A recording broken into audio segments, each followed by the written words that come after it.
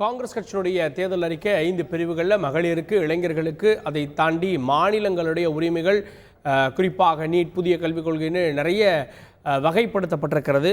நம்முடைய அரசியல் விமர்சகர் திரு ஜேவிசி ஸ்ரீராம் இணைந்திருக்கிறார். ஜேவிசி ஸ்ரீராம், வேலைவாய்ப்பு இல்லை அப்படின்றது இந்த தேர்தலில் முக்கிய பிரச்சனையாக காங்கிரஸ் முன்வைக்கிறது.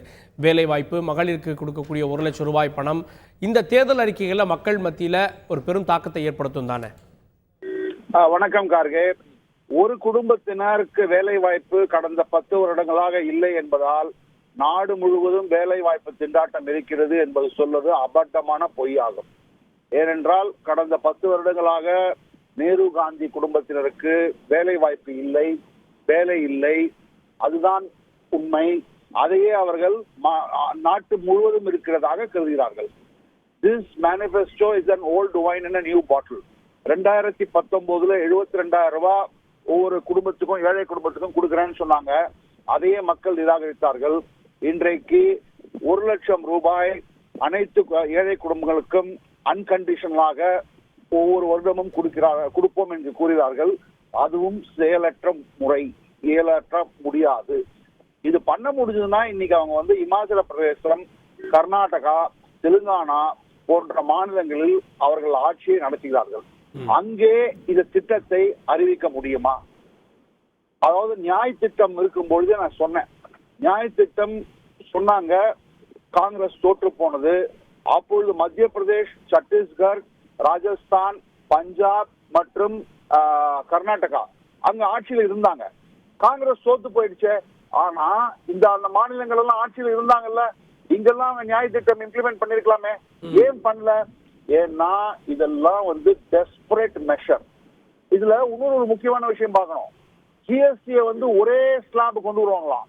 ஒரே ஸ்லாப் கொண்டு வந்தாங்கன்னா சோப்புக்கும் சரி, காருக்கும் சரி, லக்ஸுரி ஐட்டம்ஸுக்கும் சரி, சாதாரண ஐட்டம், டெய்லி யூஸ் பண்ற ஐட்டம் எல்லாத்துக்குமே ஒரே டாக்ஸா? ஜிஎஸ்டில 2.0 சீர்திருத்தம் கொண்டு வரப்படும். வருமான வரி தான் ஒரே ஸ்லாபா 5 வருஷத்துக்கு நீடிக்குறாங்க. அந்த சீர்திருத்தம் எப்படி இருக்கும்னா, அவங்க என்ன சொல்றாங்கன்னா, most of the items will be brought under one slab. Most of the items. இன்னைக்கு உங்களுக்கு 5% இருக்கு, 12% இருக்கு, 18% இருக்கு.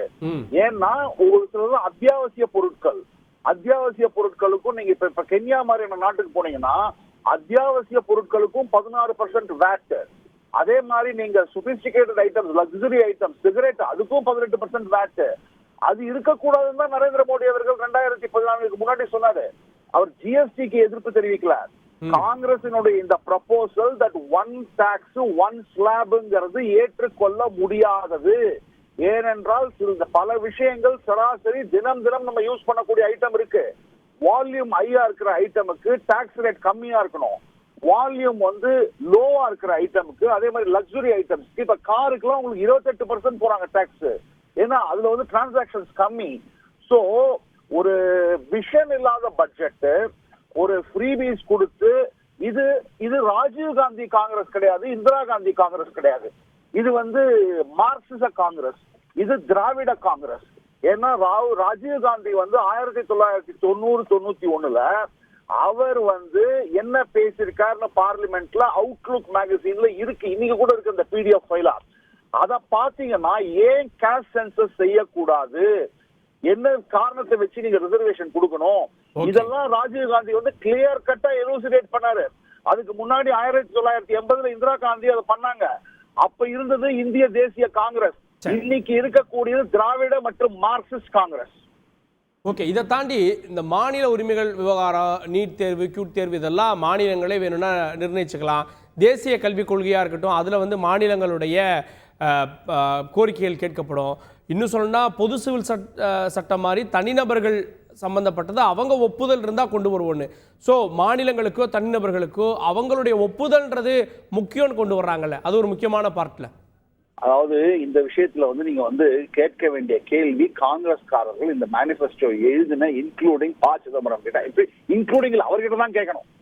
எஜுகேஷனை ஸ்டேட் லிஸ்ட்ல இருந்து கன்கரண்ட் லிஸ்ட்ல கொண்டு வந்தது அம்மையார் இந்திரா காந்தி எமர்ஜென்சி போது. அதை திரும்பி அவர் ஸ்டேட் லிஸ்டுக்கு கொண்டு வருவாரா? இந்த ஒரு கேள்வியை கேளுங்க சார்.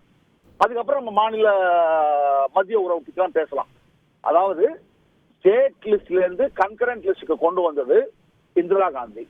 அத இப்ப கன்கரண்ட் லிஸ்ட்லயே தான் இருக்கும்னு மோடி கவர்மெண்ட் சொல்லுது.